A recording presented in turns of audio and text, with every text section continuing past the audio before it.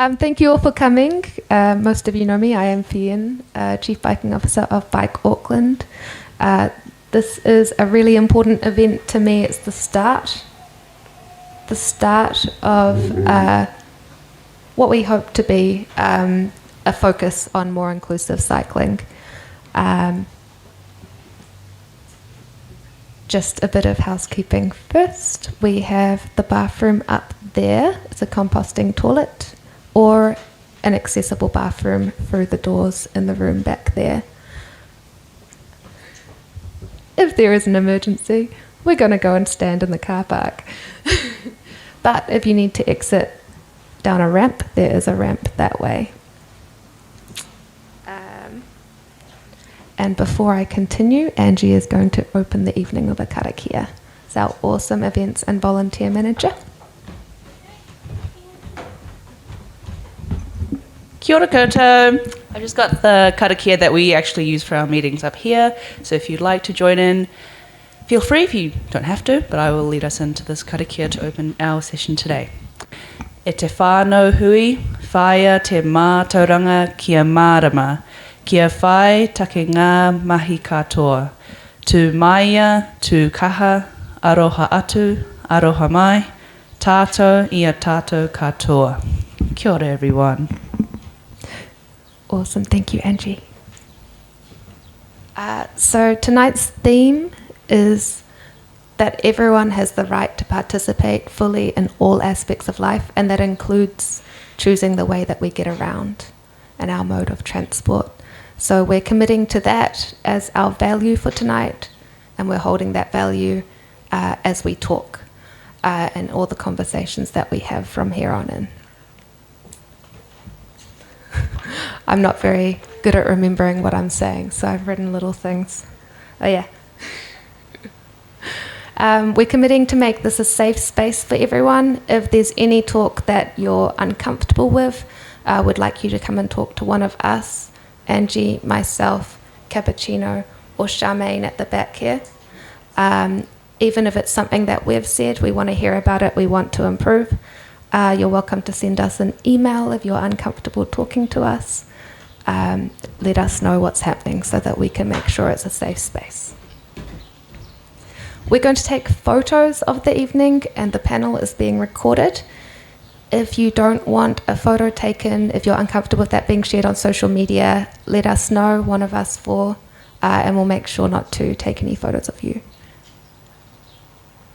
And thank you, Beam, for sponsoring our Bike Champions forums and making these all possible. Yay! And now I'm going to give it to Tiffany, who's going to be amazing and take us away with our panel. And I'll just ask our panelists to come up and sit down as well.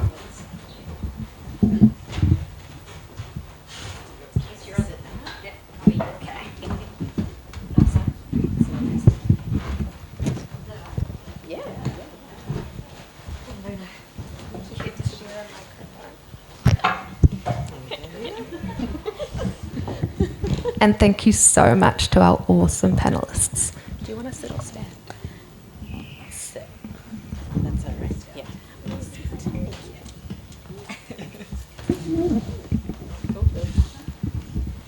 you need to tell people about the slide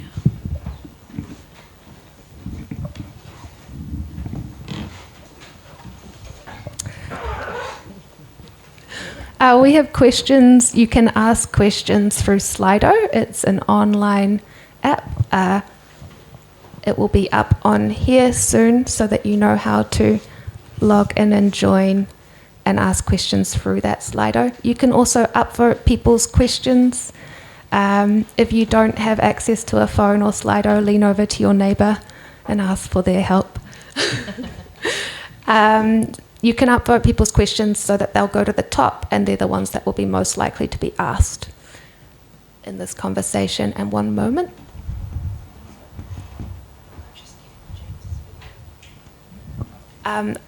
After Tiffany has introed herself as our wonderful host, we have a video from James Littlejohn from Adapt Mountain Bike, who unfortunately couldn't make it tonight.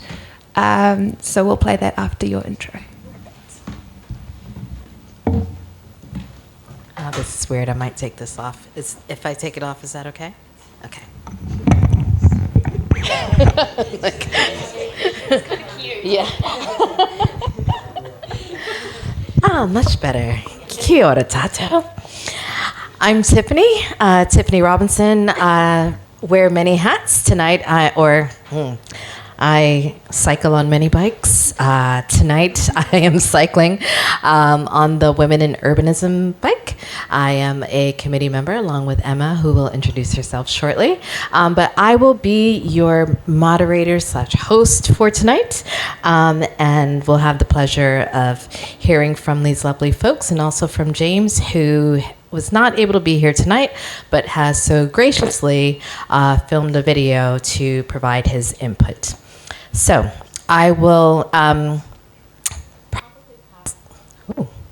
probably pass it over to you, Ange, if you want to play James's video. And then after James's video, we'll have the rest of the panel introduce themselves.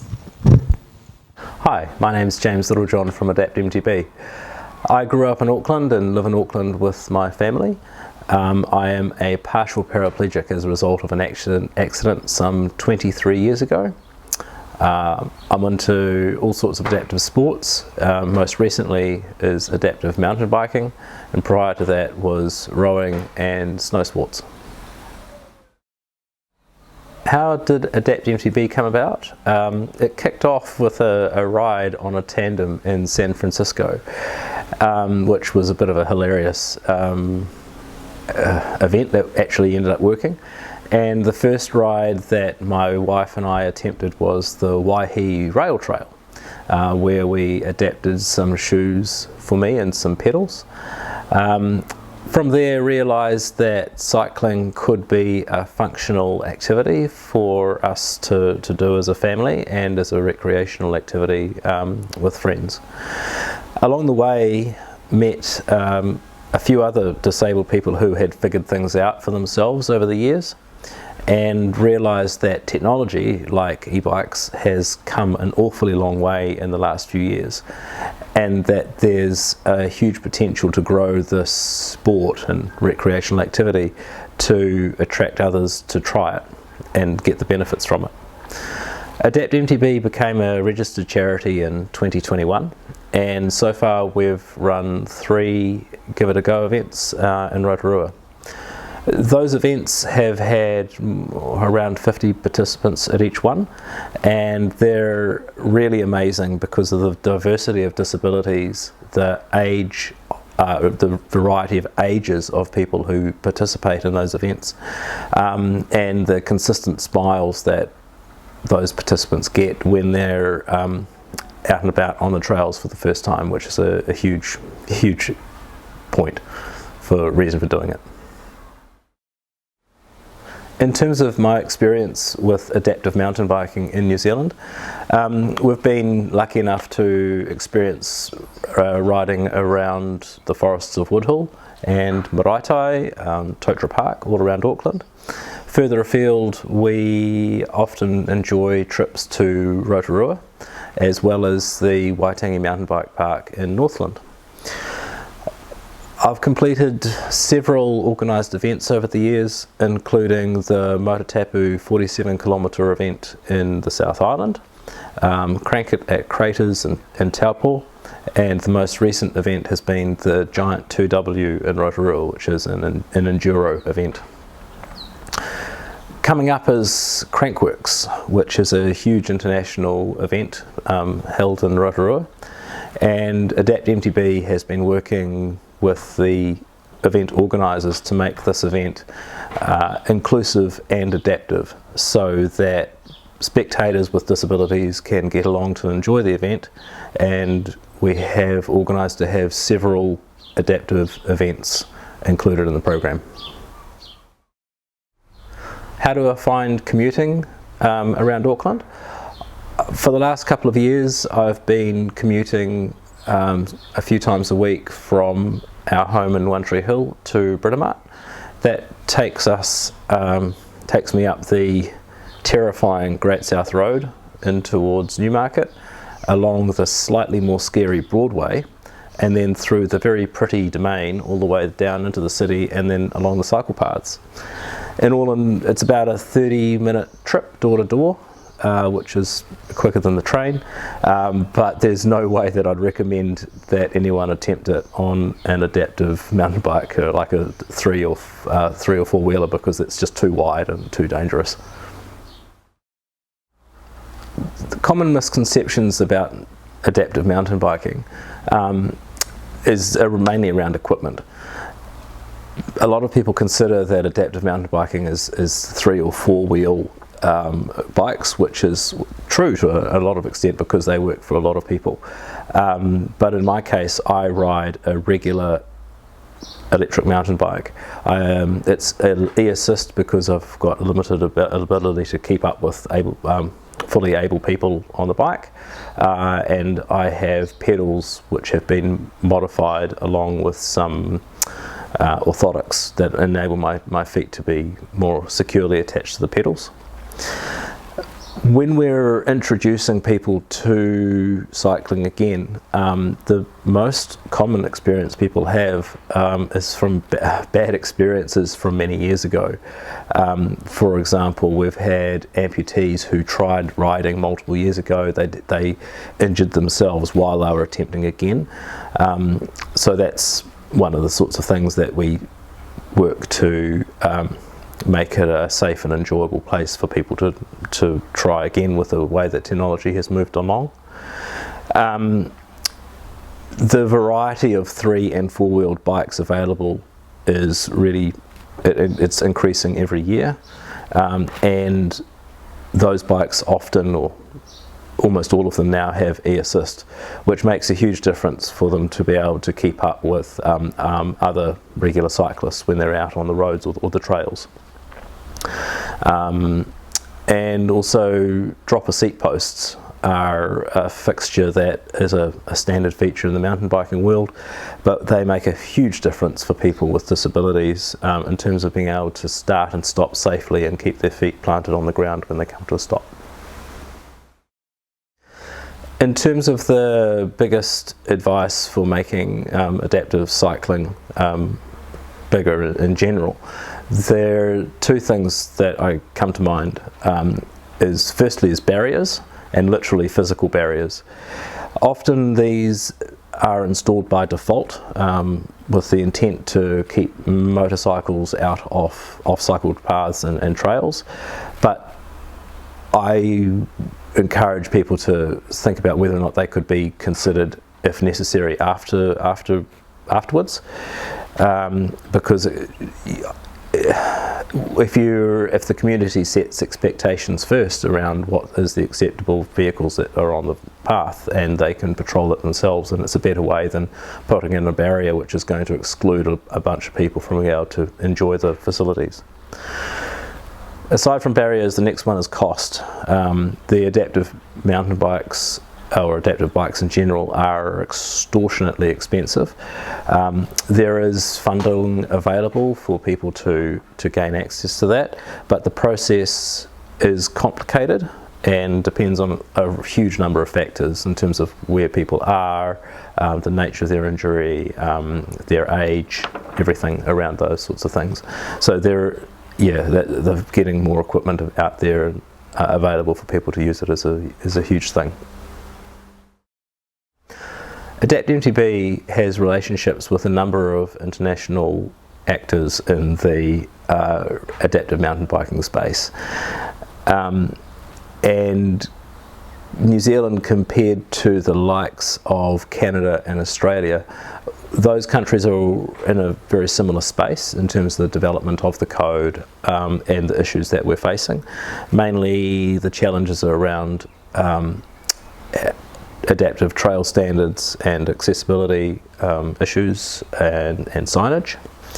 Surprisingly, the UK and Europe are behind, which is quite news for us. New Zealand-wise, Adapt MTB is working to purchase a range of adaptive mountain bikes available for people to use, and working with a range of New Zealand stakeholders to incorporate adaptive and inclusive elements in all the trail standards that are around. There's multiple, I think there's 3 or 4 different standards. And finally, we're creating a community of adaptive riders and hosting events such as national competitions to enable more people to enjoy the sport. Thanks very much for your time. Sorry I couldn't be there tonight, but look forward to meeting you all in the future.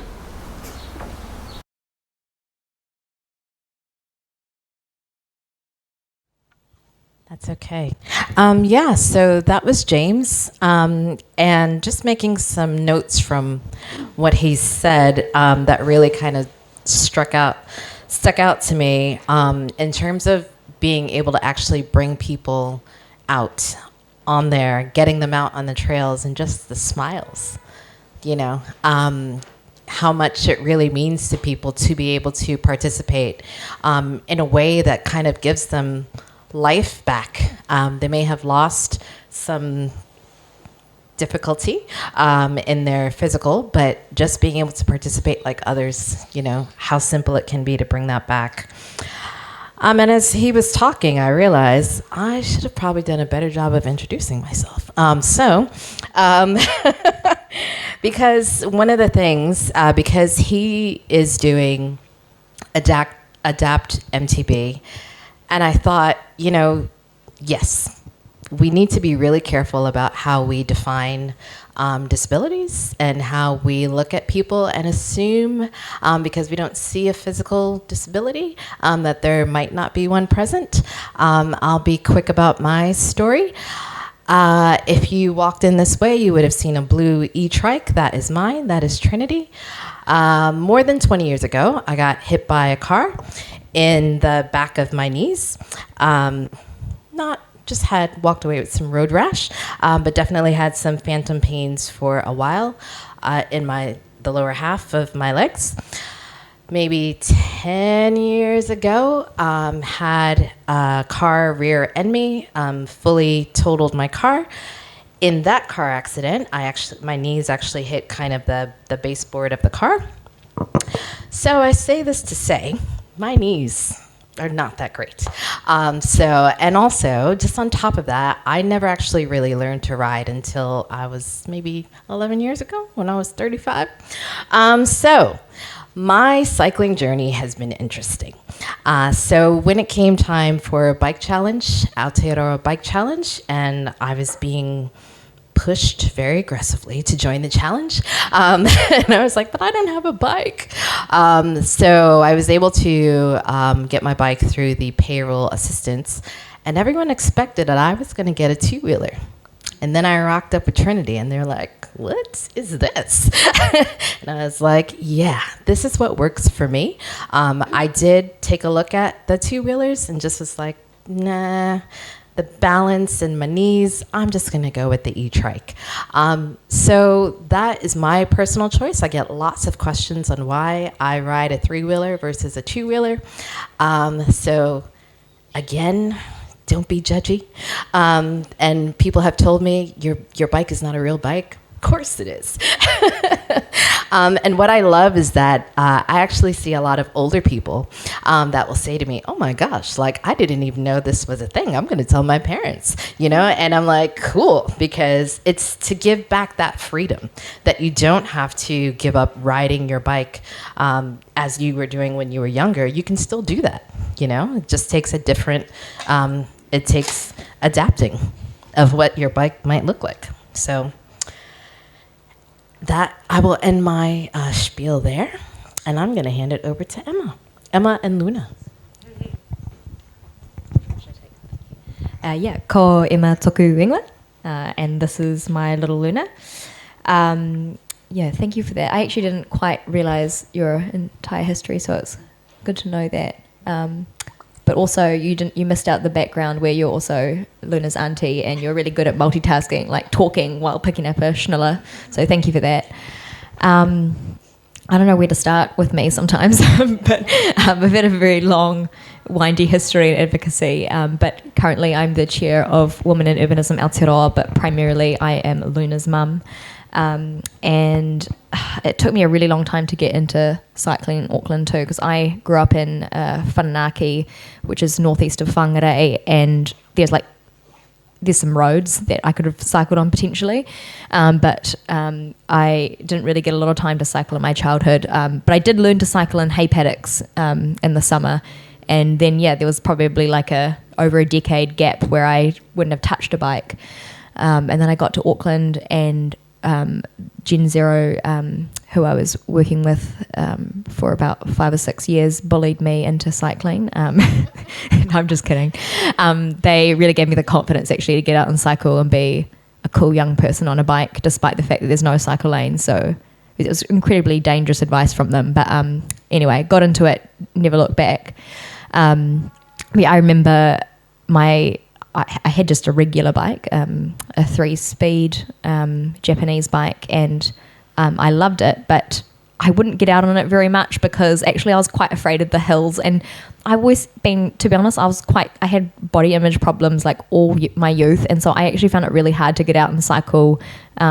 I found it really stressful experience being so exposed, being a woman, and then also, people looking at me. And so I had real issues with that. And it wasn't until I got an e-bike that it sort of unlocked that for me. And I had greater access around the city. I could boost away from traffic and boost away from awful men rocking up to me in cars, winding their windows down and saying awful things. And it just gave me greater freedom and access around the city. But when I got my e-bike, I remember quite a few people judging me for, you're young, you don't need an e-bike, you should be fit enough to get around the city without one. Our entire workplace has regular bikes, normal bikes. Why are you the only one with an e-bike? That was the kind of stuff. It was just so judgy and unnecessary. For me, actually, I was battling with body image issues, and I was also, fearful of traffic still at that stage, and I still am, but I just really needed something to really introduce me into cycling and give me a bit of a lift to get confident cycling in Auckland, and the e-bike was that for me. There you go. So that's just a little bit about my background. But currently I'm the chair of Women in Urbanism Aotearoa, and I work with Tiffany. That's our sort of volunteer gig. And I'm also an urban designer for TUA, the Urban Advisory, but I'm trying to still be on maternity leave as much as I can, because actually first and foremost I just love being a mum to Luna, and I'll probably talk about the experiences of cycling with her, because it's kind of been the next chapter of cycling for me, and that's had its own really interesting experiences. But so that was a very long intro. I'll hand it to you now. Okay, hello everyone. So I'm Kimberly. I started a accessible a Grab Your Wheels blog about accessible travel because I ended up having a son with a severe disability. I've tried extremely hard to just create inclusion for him with everything. So a lot of things like infrastructure, playgrounds, just getting him involved with absolutely everything's been really difficult. So we ended up getting a wheelchair bike when he was about 11. There it is. The great thing about this wheelchair bike is it came all the way over from Canada. You can take it apart, so the bike side comes off the wheelchair. So therefore, when I get from A to B, I can go in and visit the shop or go and stop in a cafe with him. Absolutely awesome thing. It's really expensive. We luckily got it second hand. And then one of our charities over here that work with disability, Halberg, funded it for us. So we take it everywhere. So I've been trying to check out a lot of the cycleways around here, just seeing what we can and how we can do it safely, happily, because he's a big boy now. He's nearly 18. So I have noticed when he's got older and his posture, because he has cerebral palsy, he tends to lean to the side. So that means when I'm trying to turn a corner, he might be going that way and I'm trying to go that way. So trying to get used to riding with a trike with someone with postural needs is quite difficult. So anyway, so we found, I have recently, it's not an electric bike. I would love it to be an electric bike. But I just recently did a really good cycleway from West Haven all the way into Britomart. It was just a fantastic... I finally got my confidence back because I tried the Key Street cycleway with Finlay. That's my son. And I tipped it going from the road onto the pavement. There was these Tim Tams, I think we call them, separating from the traffic. Cameo creams. No, that's cool. That sounds actually really good. And it was just the way it was positioned. So I went in, hit the camber, and we were luckily going slowly because it's not an e-bike. It's going by my legs, and tipped it up. So it's taken me quite a while.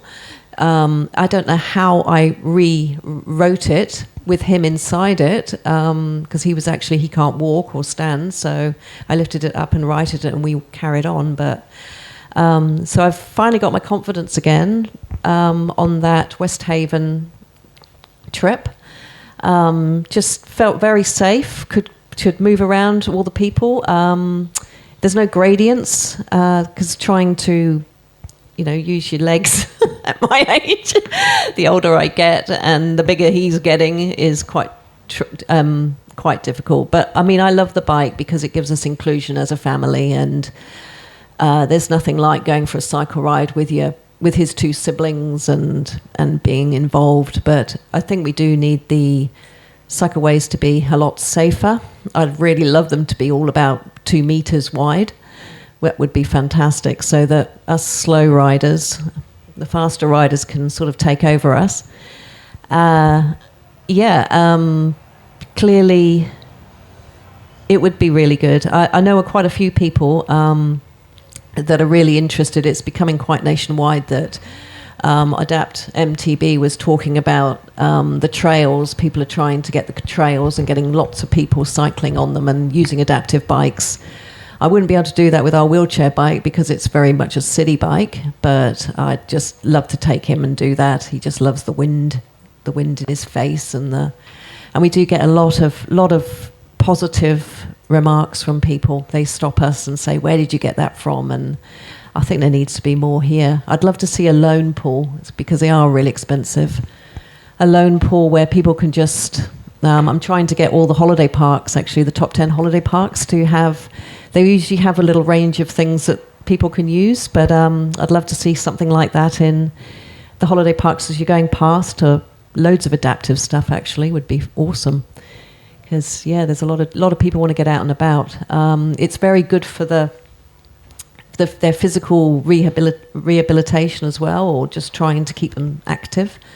Lots of people love it. That's that. Awesome, thank you.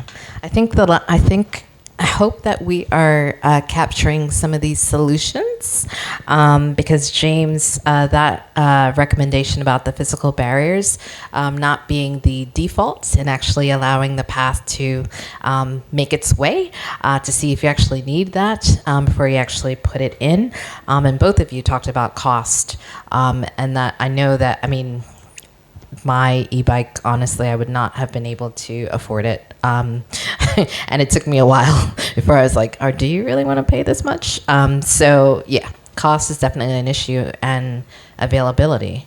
And this location, I feel like my heart was, when I saw the photo, I know exactly this location, because this was part of my commute when I was commuting from Parnell to Viaduct.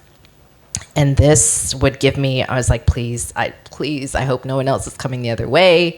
Like, it's terrible. It's really terrible. And we shouldn't, if we are building, and this is fairly new. We just shouldn't be doing that. That's all I'll say about that. All right. So let us see. I see some of you have already been in Slido, so this is good. We'll get it started with some of the questions that are in there, and then we'll see if we can go off the fly. So, what are the questions that you guys really want to hear? All right. Let's go with this one. What does cycling mean for you in your life, and why do you cycle? Whoever wants to start first. Oh, I cycle for the freedom, actually. I love it. Yeah, I love getting out and about. I like the fact that you don't have to go and find a car park for a start. And to be quite honest, that I've just got an e-bike and I'm cycling more because it's not taking the physical, it's not physical, I'm not hot and sweaty. I'm really enjoying it, actually. And I'm starting to discover how cars, I actually get really annoyed with the cars now. And it just seems, yeah, I really do. I'm really enjoying the riding the bikes and having that freedom and not having the vehicle. And I've actually got a nice big canopy now, and I'm going down to the shops with it, and just going to the gym with my bike as well. It's always a bit of an interesting one when people drive to the gym. But yeah, I like it. That's what I like about it. Yeah, I agree with pretty much everything you've said there. I guess some people probably drive to the gym because maybe it's just frankly not safe enough for them to cycle down there, and it's like, yeah, I mean, it does boggle the mind, but at the same time, I can kind of probably understand for certain people why you would have to, if it's not safe enough to do so, right? Yeah, but for me, I feel like we could possibly write a really good novel, or maybe not a good novel, but a novel about what cycling does mean to us as a family and why we do it. But first and foremost, it's because I'm so lazy. Like, I love to leave my door and turn up at the other door that I'm going to right at that doorstep. I don't want to have to look for parking. I don't really want to have to walk very far. And I found that cycling was the easiest thing that I could possibly do to be the laziest Aucklander possible. But it does come with its challenges, obviously, because, nearly dying all the time, that's a bit of an issue. So I feel like we could have, a lot of people deserve that accessibility and freedom that my family experience, but not everyone is in the privileged position to, one, own quite an expensive e-bicycle, which we have because, we've never bought a car before. And not everyone is in the privileged position to live right next to a protected cycleway that takes us into our jobs, which are just off protected cycleways. We have just a really advantageous position here in Auckland, both my partner and I. And then with having a baby, I mean, a lot of people would probably use that as a really good excuse and reasonable excuse not to cycle, but I've actually found it to be really good for our family. When Luna was born, that first 3 months of lack of sleep and quite and it's very, very intense. And we found the best way to get through those first 3 months was my partner particularly taking her out on the e-bike for 3 to 4 hours where she would just snooze, and I could get a nap down, and then we'd change roles. And it was, I feel like we've almost had one of the easiest rides through that first 3 months than most people I know, because we use the e-bike as a tool to get through it. And she just loves the e-bike now. When she's in the e-bike, my e-bike's just out there, so you can go have a look, but we've inserted the capsule in there. When she's in the capsule, she goes to sleep. And sometimes we take the capsule out and I'll sit in there and she sits on my lap. And then she does this like really amazing Titanic like Rose thing where she has her arms out. And she just like loves like the wind just flicking through her fingers. And it's, and every time she does that, Nico and I are like, oh, thank goodness we got that bike. Like, it's amazing. Like, we probably would never had that experience in a car for sure. And I can tell you now that every time she's been in the car, she screams her head off. Like, she absolutely hates it. She doesn't like feeling alone back there. And the bike has been the best way for her to, see us. And then she's also doing something that's really cool. Like, she's seeing all the trees and engaging with nature and engaging with all the other like wonderful people that stop on the bike path to say hello to her, because that happens just all the time. So we've just had like the nicest experience from having a cargo bike, and it's really probably given us a really good chance at being parents as well, like being good, well-rested parents. So thank you, cargo bike, for that. but yeah, it's just still not, you know, like, even though our experience of Auckland is different and we have, it's much more accessible in some ways, we still, you know, there's a lot of things that we won't do on the cargo bike because we have to take a road to get there. So maybe, you know, maybe we'll take the bus, or we're very multimodal family because we have to be. But yeah, the fear when you have to go on the road with the baby, and the same thing when I was pregnant. I just really didn't take any roads when I was pregnant because I was too nervous to do that. And so that kind of limited where I could go in Auckland for a while. Yeah, so there's lots of pros, lots of cons. Pros being that Luna loves it, absolutely, and it's been great for us, but cons is that it's just not safe enough to go everywhere on your e-bike or on bikes generally, and we still need to keep chipping away at our cycleways and change that. And I know it still feels like we've got a hard road ahead, especially with the change in leadership in council recently, but we just have to keep doing what we're doing, all the really good advocacy from people, all the good pressure that you put on our councillors and our local boards, writing to the mayor, introducing yourself to him. You're all humans that I'm sure that he would like if he got to know you and see that you're reasonable people who just want to be able to get to work safely. So invite him out for a bike ride, maybe. Yeah, I'm actually thinking that that's something that I would like to do. But I mean, if you guys think that, you know, like, oh no, you're a little bit too hardcore, I mean, someone slightly more chilled, and that's okay. Someone else can do that. But I think someone does need to take him for a bike ride. I'm gonna go surfing with him.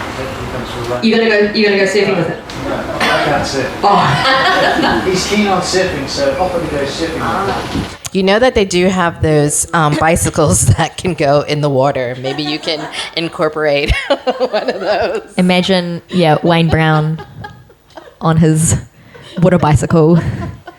It's a start. It's a gateway. Like, most people ride a bike, right? Though, like, most people have ridden a bike. Most people grow up and their second Christmas, that's what they wanted to see under the tree. Like, we all love our bicycles, so surely it's not that hard to take people to that next step. But yeah, I might get there. Might get there. We'll see.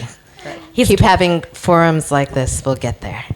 And I think when I think about, I was listening to you too, and then it was reminding me of that Sesame Street, one of these things is not like the other, and it was like, oh, that's me. Cycling for me, we are currently dating. We, in the very early stages of it, I have really come at cycling more from the professional sense. I've been active modes planning for 15 years, and I remember that people would be like, how can you plan for people cycling when you don't know how to ride a bike?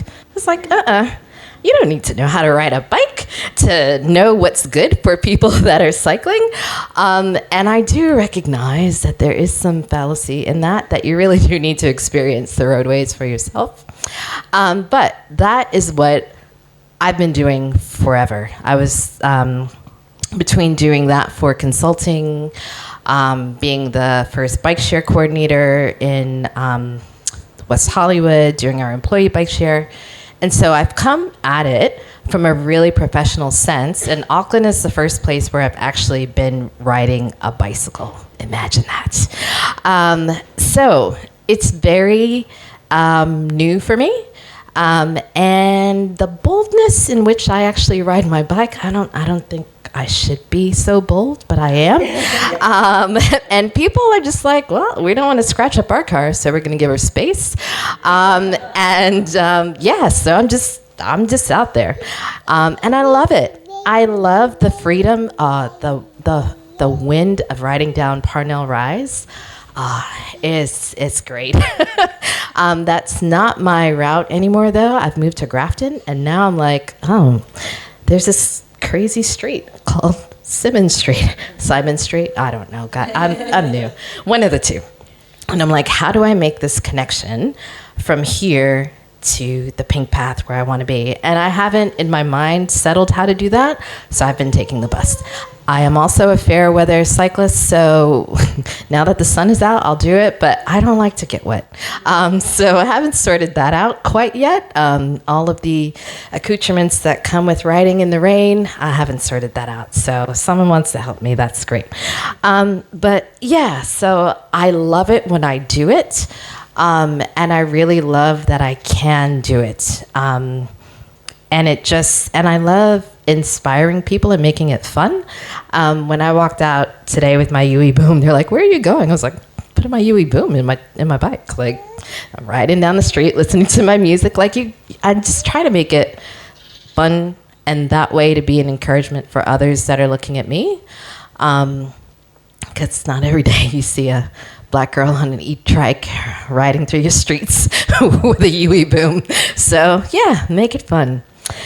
So that's how I feel about cycling, and I'm really actually glad that my folks encouraged me to get a bike. As an apartment dweller, it was a bit hard, actually. I have an apartment now where I can park the bike underneath, but previously I did not. So if there's one thing I can add is actually being a bit more thoughtful about how we include bike parking in our housing, whether that's providing visitor parking. We've got loads of bike parking underneath, but don't come visit me with your bike because there's nowhere to park it. So just being more thoughtful and expecting that we will not just have two-wheel bicycles anymore. There are different ways that people need to get around, and they need to park when they get to their destination. So, all right, let's see. Ooh, we've got some threes here. Okay. I've heard cycling culture described as ableist, especially for its focus on exercise. Does this ring true for you? And if so, what do we most need to change? Who wants to take that first? Oh, I will. Okay, ableist. I guess that's the Lycra guys.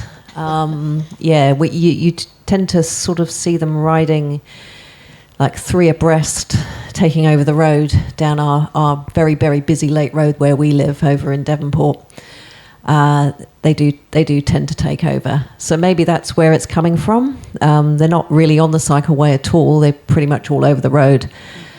But I think that the more people are getting out there, there is going to be a lot more variety of cyclists. I'm seeing a lot more now. I don't know whether it's just because I'm biking more, so I'm seeing people more.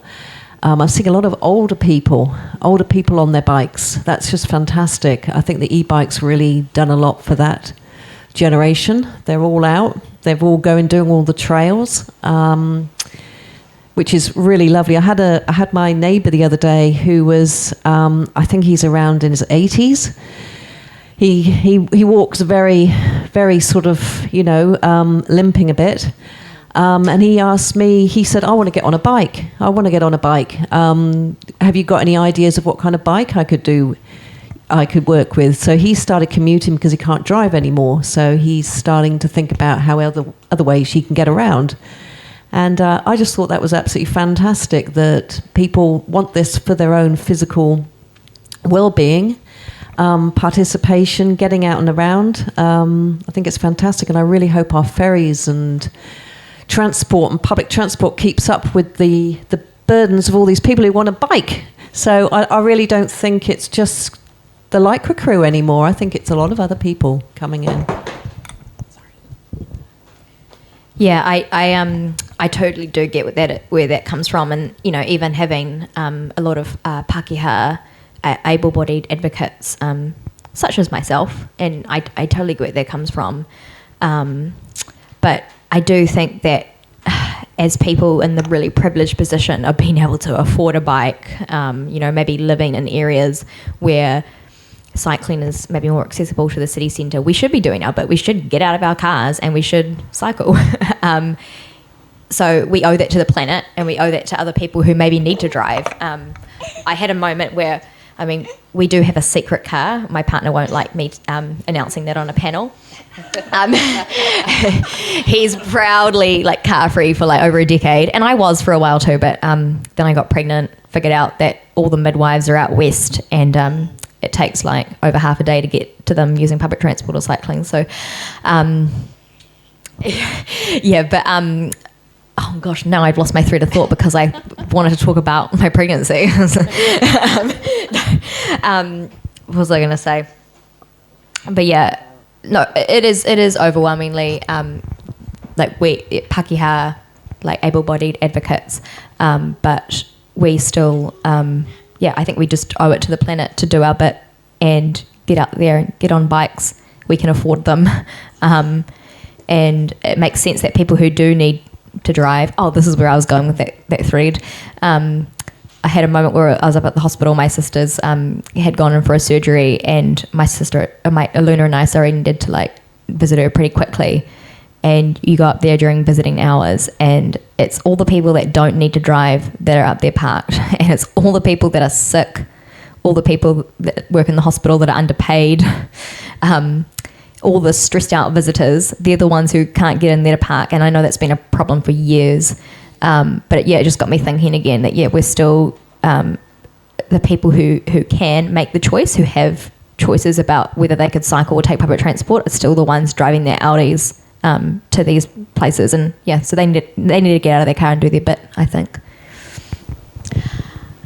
That I was gonna answer as well, but it just reminds me or makes me think about, yes, people do need to get out and get on your bike, but there is a real tension out there for people that are out there on their bike and how they get treated by folks that are in their vehicles.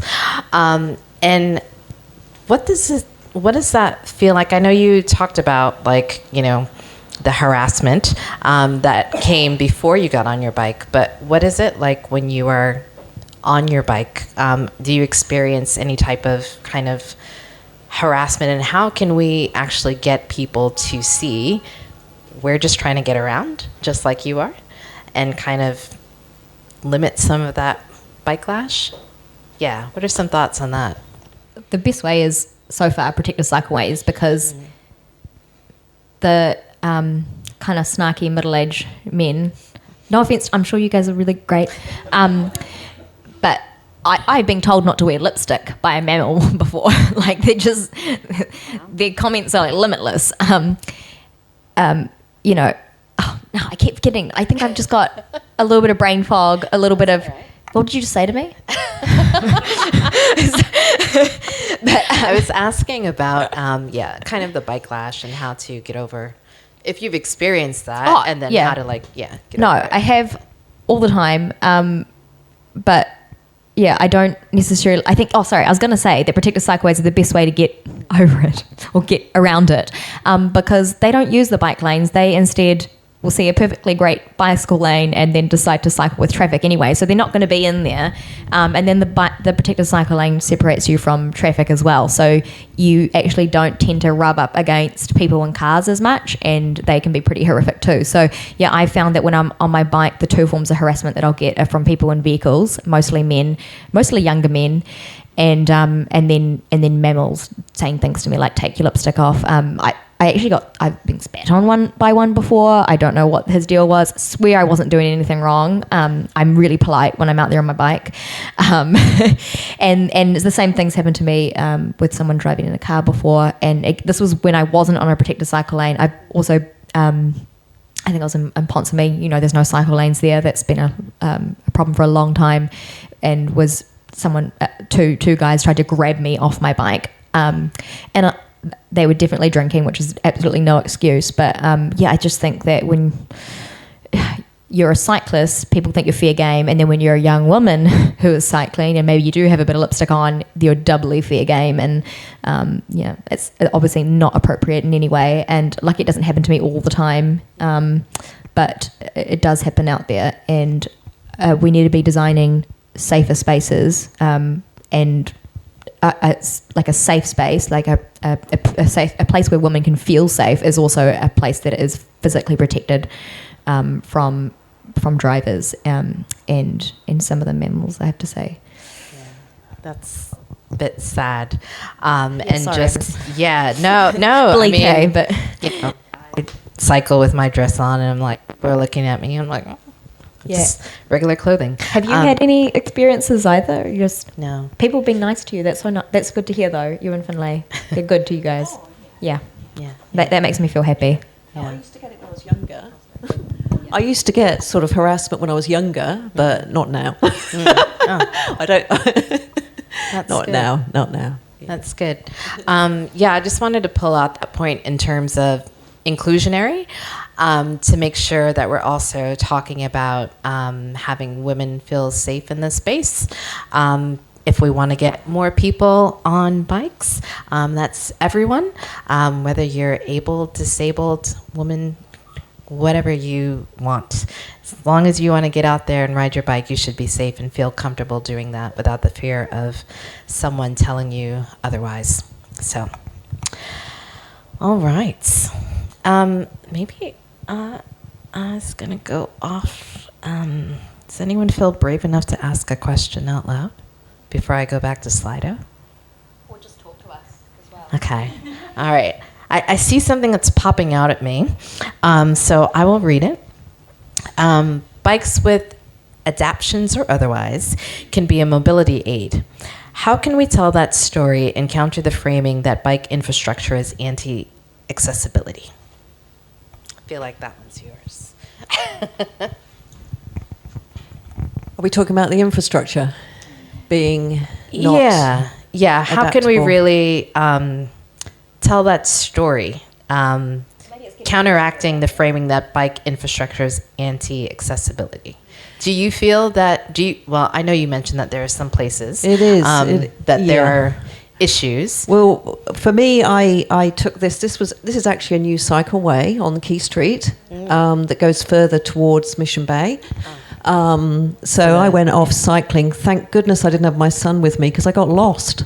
So I had to go this way, and then I got completely lost. So, and if I wouldn't have been able to go anywhere with the wheelchair bike, it wouldn't have worked. Yeah, this looks like Gladstone and right here. Yeah, and then this one here is on K Road. So I went to have a look at. There's been a lot of problems with the infrastructure with the disability sector about K Road because you've got your protected cycleways being used. So what is it? The Tim Tams or the Cameo creams dividing up, but what they're doing is they're forgetting about the people in mobility vans or mobility parks that want to park and get onto the pavement, and they can't get past these barriers, and there's quite a lot of them up K Road.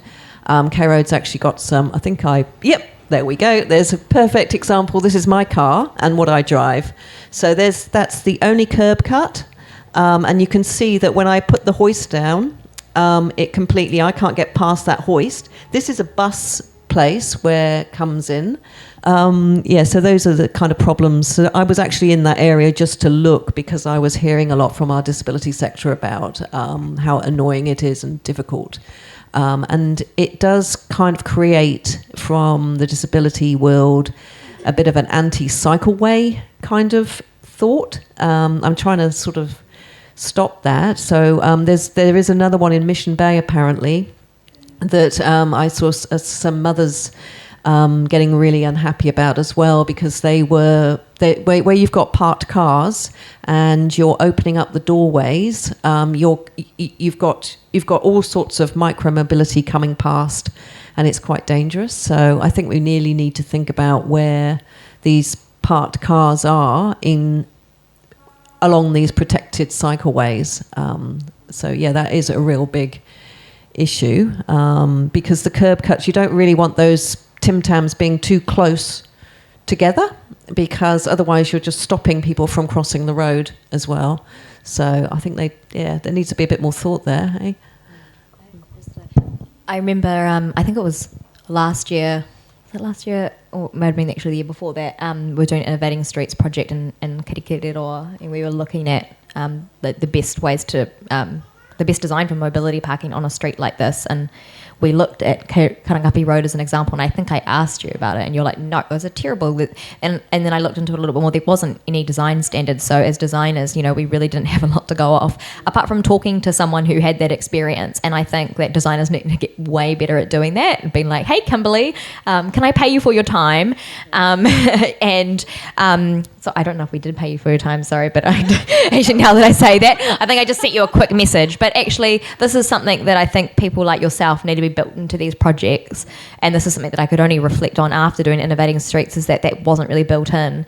And so you had a whole lot of, you just had like designers that like didn't have guides on how to do these things really well, but actually it was disability experts. And we did actually end up paying a few people in Kirikiriroa to be our experts in that area, and they helped a lot with that too. But I think my initial conversation was like, how are we going to do, like, this doesn't seem right. And you were like, no, terrible design. And we need a real update to those guides. Might have happened while I've been on maternity leave, but yeah, back then it's just like Auckland designers don't have a lot to go off at the moment, I would say.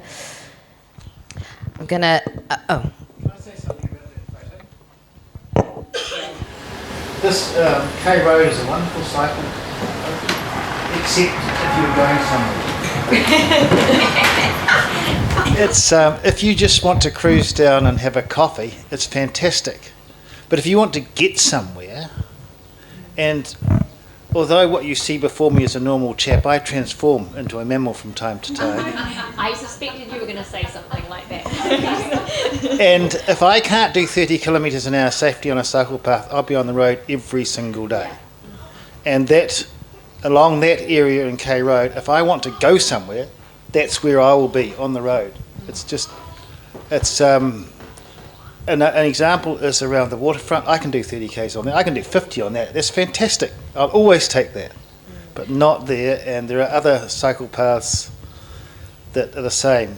As an aside, I have cycled and I drove a truck through Upper Harbour Drive recently. It's a piece of crap for both vehicles. Oh, thank you for that. I was going to add, just talking about real people and infrastructure, and how we can actually get input. AT has two groups. PTAG is the Public Transport Accessibility Group. There are members on there. I know one member definitely has an adaptive bike that she and her husband are so awesome. Yeah, Vivian. Yeah. And they, cycle and segue everywhere. Pretty cool as a team. And then there is CPAG, which is the Capital Projects Accessibility Group. So when there is new infrastructure that is coming online, CPAG will take a look at the designs and go out and do the audit and all of that fun stuff to basically do an audit from an accessibility perspective. So if you, any designers in the room, are interested in actually having people take a real life look at your project, maybe reach out to CPAG or PTAG members and see if they might be interested in assisting. Yeah. And you do have to pay them for their time. Yeah, I think that's... They seem to deal with more like really big infrastructure projects versus the tiny ones, and sometimes I'm like, maybe it's the smaller ones, like that's where we need to be paying an expert to come in on the smaller projects and be there right from the start, because I don't think PTAG and CPAG can catch everything. There's just so much going on, but those groups have been fantastic. Yeah. And they're very thorough. Yes, and they stop anything, they're pretty good at stopping anything really bad from happening. You've got We've got some more troublesome sections here. I was just going to make a point on the Karangapi Road cycleways. Actually, I do believe that they're too narrow and you definitely can't get up to any kind of high speeds. But I've never had a problem with them in terms of using them to get anywhere. And that's probably because I just travel so much slower than the average cyclist. I'm lazy and I'm so slow. So I'm probably your worst nightmare. And I think that our cycleways, need to probably be something for both, like somewhere that I can safely cycle at the speed that I want to go without having people shouting at me for going too slow. I'm like, I've got a baby here. I can't be traveling at your speed. And I'm a much more nervous and timid cycler than, the average mammal. So I think K Road actually suits me quite well, apart from the fact that it's, narrow in places. But yeah, we probably need that infrastructure for cyclists that are going a bit faster if they want to use it. Like sometimes I'm like, do you actually want a cycle lane? You just you seem to enjoy the thrill of being out on the open road sometimes. So I think we need to have that discussion. Like, is there would you prefer some sort of interim measure, or actually do you not mind cycling on the road and K Road because you can go a bit faster and you're okay with that? Or would you actually prefer like a fast cycle lane for you on Karangapi Road? It's something to think about anyway. Yeah. Yeah. Do you want a cycle lane? Yeah. Do you want a cycle lane as a mammal? You do? Yes. Okay. Cool. All right. So mammals. What's the solution on K Road though? Because that's a heavily populated walking street. Yeah. I think it's always going to be. I think the key. I mean, cars don't move fast through there. Yeah. Like, it's not a route where people are going to be able to move fast. Like, there's always going to be so many different people and so many different modes, and it's primarily a pedestrian corridor. So I think, they've got to come first. And if cycling's a little bit slow through there, then that's just... That's one of my thoughts. Is like, slow down in pedestrian areas, go fast somewhere else. Yeah, possibly. Yeah. I use that as an example. My point was, Yeah. if I want to go somewhere, I'll avoid K Road. It's slow. Plus, you Same have as to you be do in a really car. careful of all the people walking around you. Yeah. Same as you do on a car. I'll avoid it. Yeah, I think if we're designing for different users, we need to have our routes to reflect that. So just like there was an issue on I believe it was the Northwestern, with some mammals that were a little bit afraid of the school kids that were in their way. So what was done? Separation, so that the school kids can get on their way and the mammals can get on their way. But really recognizing that we need to that people are using them differently. Some people, this is a straight, direct commute route. They want to get from point A to B, don't need to get off. 2, it could be just a simple neighborhood connection where you want to get off, get your coffee, don't mind being slowed down a little bit. And then there might be some other alternative, but really just considering that there's different ways that people want to get about and just making ways for that. That's why we have a system of highways and we have local streets, and there's no reason why our cycle routes can't be the same. So any other thoughts on that, or any of these troublesome sections that you want to get into? Oh, they're just a couple of barriers that we come across. Drains, when you're on a trike. Yep. The drains are awful. I tend to actually get off because, this was a funny one.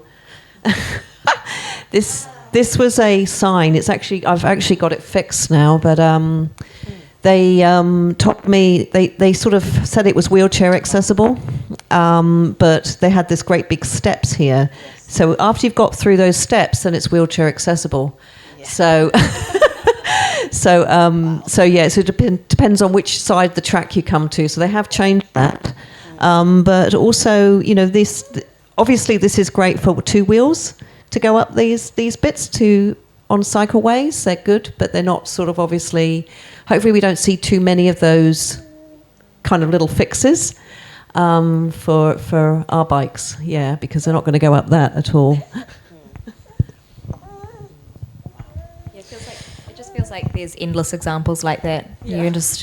I think you've got a whole entire slide deck of like good examples like that. And with the cargo bike, we love our cargo bike, but every time we need to do a slightly sharp turn, it's like an 8-point turn. And it's just like, Auckland's not even designed for regular bikes, let alone bikes for people with different accessibility needs. It's definitely not designed for our bike.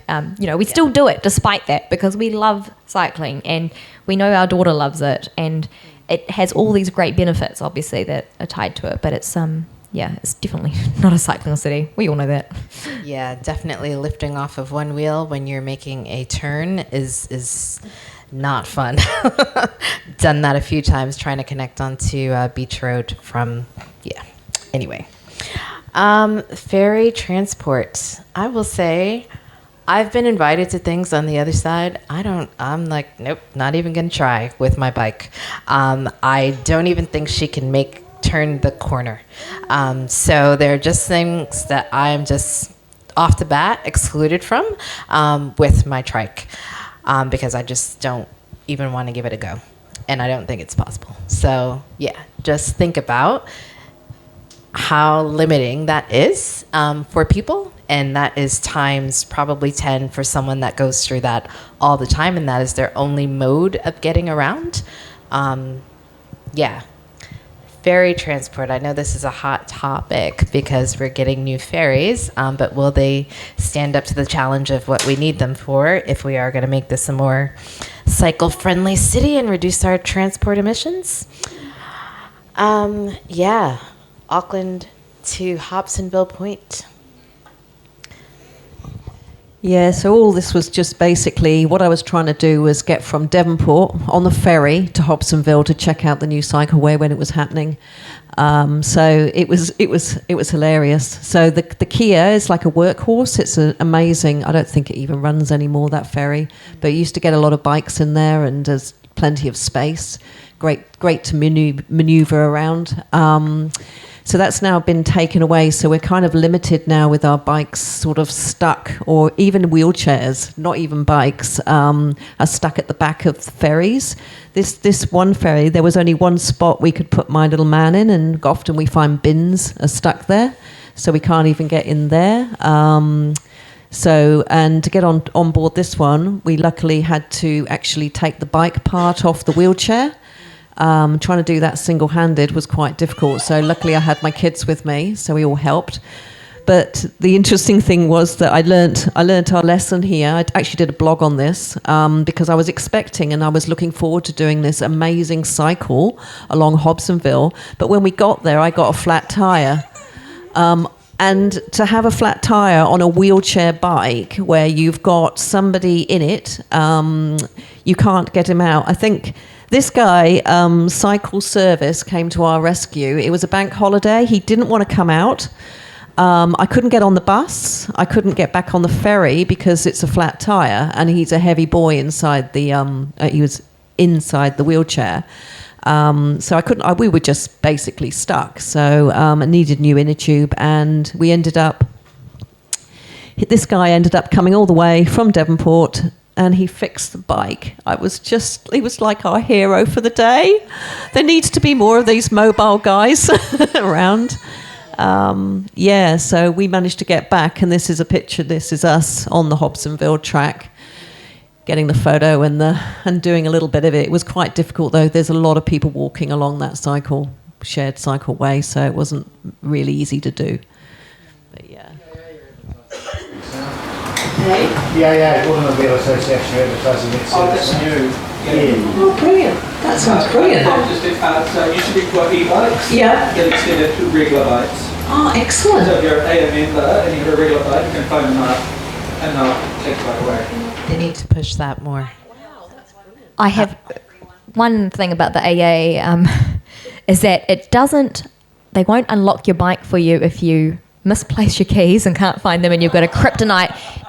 Who has a kryptonite lock here? Very hard. You need a grinder to get through it. So while it seems like a great service, if you don't misplace your keys ever, because they can't help. It's a lesson I've just learned.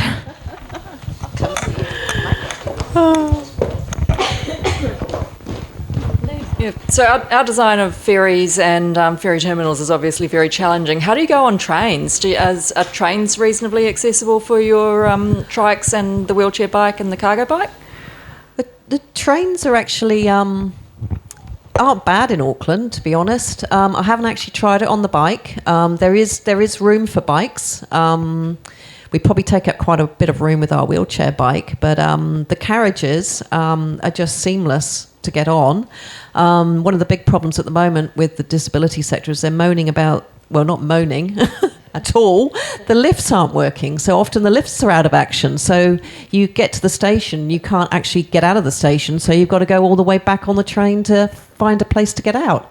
So that's actually become quite a bit of an issue. it sort of puts people off, really. It's you've a lot of people actually with wheelchairs that get around on the trains all the time, and they go to the Sylvia Park Mall. That one in particular is one lift that just keeps breaking down. So for bikes, I think they're pretty good.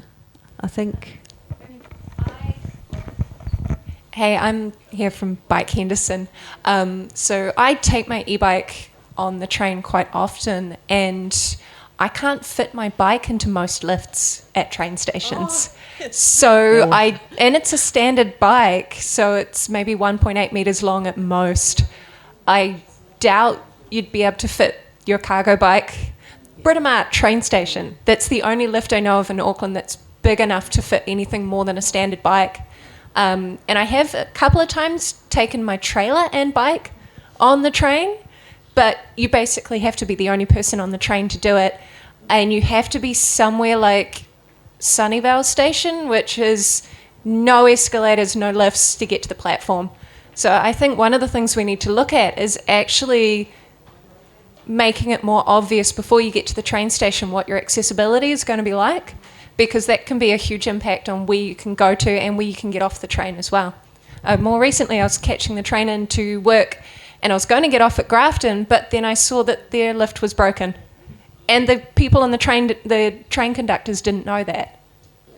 So I would have been very stuck if I'd got off there. So, and yeah. That's such a good point, yeah. Bigger lifts. Yeah, bigger lifts, working lifts, and just making it clear. If there are lifts that cannot accommodate, that you just know that beforehand. I think just the certainty of knowing what your trip is going to look like.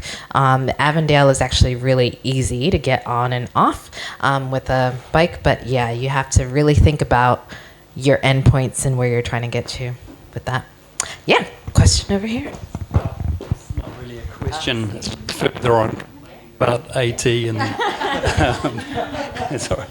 Well, it's disappointing. I mean, Purunui train station is the main, our new sort of state-of-the-art station. It's going to have more platforms, but to get onto those platforms, your bikes don't fit. If there's a group of you, or if there's more than one person who wants to get their bike down to the platform, you're waiting for the train, the elevator to come back up again and stuff like that. Whereas the photograph you showed earlier with the ramp on the staircase would be, a simple fix to make these stations, fit for purpose. But I don't know, why isn't that not a design standard? Yeah, that's a good idea. I mean, you're a designer, aren't you? Yeah, I mean, a lot of the time, they're not statutory, right? So a lot of the time it just depends on your designer and a little bit the client too. But if your designer's onto it, then they'll build those things into their project, unfortunately. So you just have to rely on really good designers at the moment. Yeah.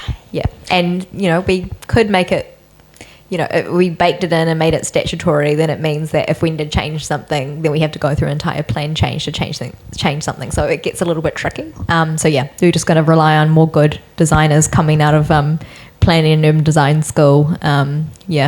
More good engineers with some smart forward thinking, I guess. But it's a shame, but that's just the way it is, I think, at the moment. I do know that AT is definitely looking at how it's doing its stations going forward, and making sure that those things are included. But unfortunately, a project like that was in the works from however long, and so the thinking is just catching up. But hopefully, we won't continue to make those same mistakes.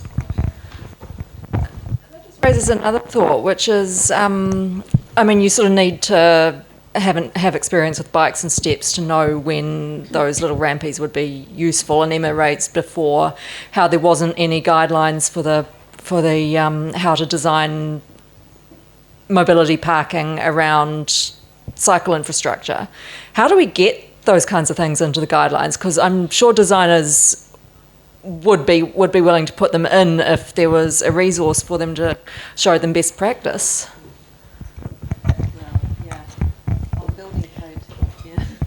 I don't think there's a lack of standards out there that you can refer to. I think they need to see you. I think they need to know that there is a community that wants to ride, and that is riding, and that is looking to make these connections at train stations, I think you need to share your voice a lot louder, because it's clear. People are very clear about how they want to use the roads and what they don't want in the roads. So I think it's just really up to us that want to use, get around on our bicycles, to be very clear about what it is that we want and how it is that we want to move about. Yeah, where there's tons of standards out there, and they're always different for every council. And then we've got things at local government, things at the Wakakatahi level.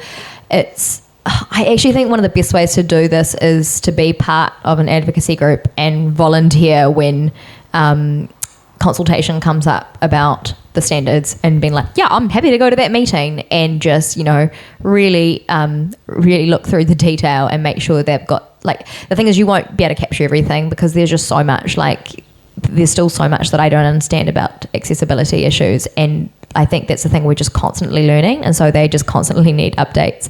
But I think the best place to start as advocates is joining your advocacy groups and making sure that you show up at those meetings. So unfortunately, it does require your time, and it shouldn't. But I think that's probably one of the best ways, is that inputting now, because I just don't think that our agencies can capture everything, and they really rely on your expertise as people who bike, as community members, to catch these things. And the more people that are taking up cycling, that have different experiences of cycling, the more we can start to address. For so long, there was only really a few different types of characters who cycled, and I swear I used to cycle and I felt like I knew everyone that I passed, and now I can happily say I don't know these people. Like, who's that going past? Like, they look cool, I wish I was their friend. And it's this really cool thing is happening where there's actually loads more different types of people cycling, and we need to be adding their voices to this conversation and capturing the things that they're experiencing and what they think the gaps are, because those things will really provide, I think, the really good detail for some of those guides. So we just have to be on top of those changes, that consultation when it's happening. There might be better ways to make change, but from my perspective, and as someone, that's what I do with Women in Urbanism, is that we just, wait for that consultation to come up. And there's a question, sorry. I do have a question, but did you want to move Final question, quick, go. I just had a follow-up question on that, because I often wonder, for the project process, right? So yes, in the beginning or at some point you have those standards, but then when the community start to object and want things shaved back, presumably all that learning gets lost, right? When they're like, okay, quickly, we're going to remove this thing, and the people who are making that last change don't realize the reasons for, how do you protect against that? Stand your ground. Yeah, we get that a lot. So there's a lot of consultation going on, and a lot of the projects go on for quite a long time. And so in some of them are a few years. So they might have consulted with all those people, and I've seen those sort of reviewed the results of things and thinking, how on earth did that get passed? And they said, well, we consulted with so-and-so at that point, but someone came in and decided that was not right, and we're going to put that in. But it's one of the things that I really think needs to be done, and then project managers leave and new ones come on and so on and so forth. I've had to deal with about 3 project managers on one job at the moment that I've been trying to work on for quite a while. 3 different ones, and have to go back through it, and then they drop you and they forget, they don't know you, and then you have to get back in there. So I think it comes down to our war on cars, really, because what happens is that we make these decisions like, yes, we're going to have 9 mobility parks on the space of road, and we're going to have a really decent wide cycle lane, and then it takes a year, and then the project manager changes, and then suddenly that project manager's like, why have we got this? We don't need this. And they've lost touch with the people, their consultants, and suddenly the scheme changes completely. So I think that again, sorry, this is just like my mummy brain.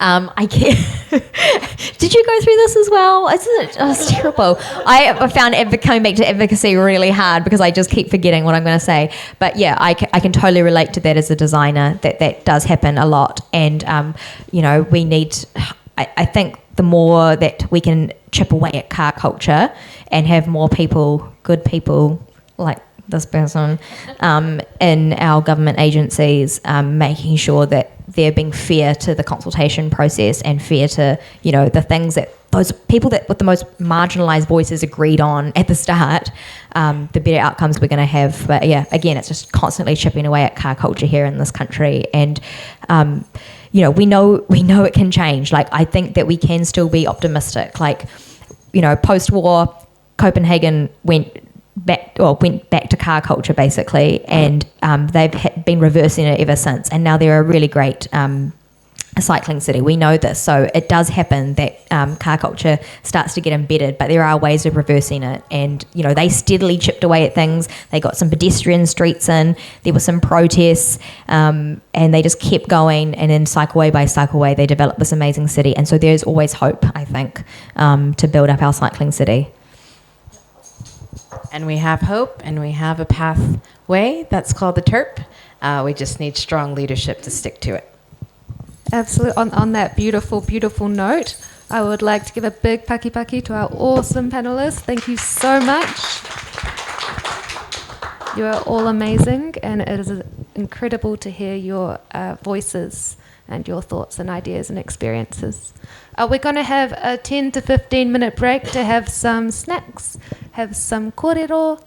We're continuing with our underlying value that everyone has the right to participate fully in all aspects of society, and that includes choosing how we get around. I want you to keep that in your mind.